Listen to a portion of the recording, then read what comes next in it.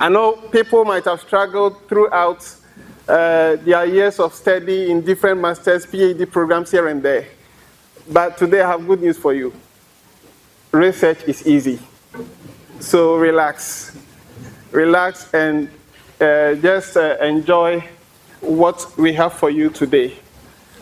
When we are talking of research, research goes beyond finding information, and research goes beyond identifying only a problem and finding solutions to it.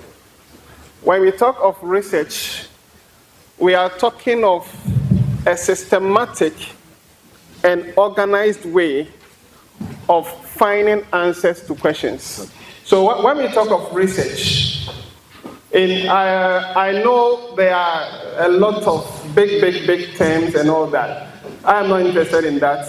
We are here to make it very easy and simple. So I'm going to use a lot of very simple language. I'm not going to go into the technicalities so much because I just want you to, by the time you are leaving here, you can take research like a pushing ball and hold it in your hand like this and just be moving around with it. Okay?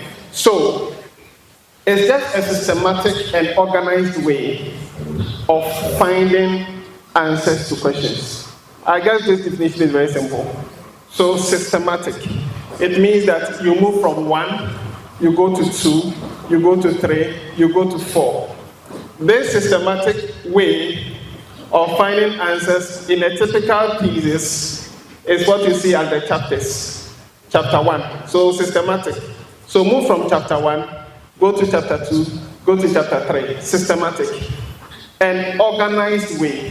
So when you are saying organized way, you are looking at how you are actually letting your ideas flow, okay? So you say you have a topic.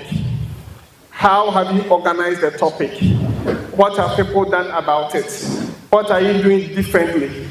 Your thoughts must be organized so that when anybody takes your work, the person will be able to understand what you are trying to say.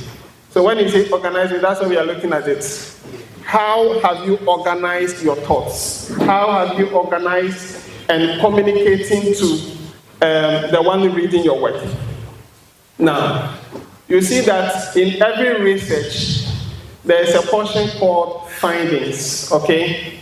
And your findings are the outcomes. So whatever research you conducted, whether you look at people with emotional disorders, and you want to see how emotional or malfunctions affect academic performance, you will see that you go and collect data from people, and then you analyze the data, and then you come up with certain findings. Your findings are actually the outcome. So in doing the findings, your objectives, or what you set to find out, becomes the kind of things that you wanted to actually investigate, okay? So, systematic, organized, findings to questions. Every research seeks to answer a certain question. And so, when we are conducting research, we gather information.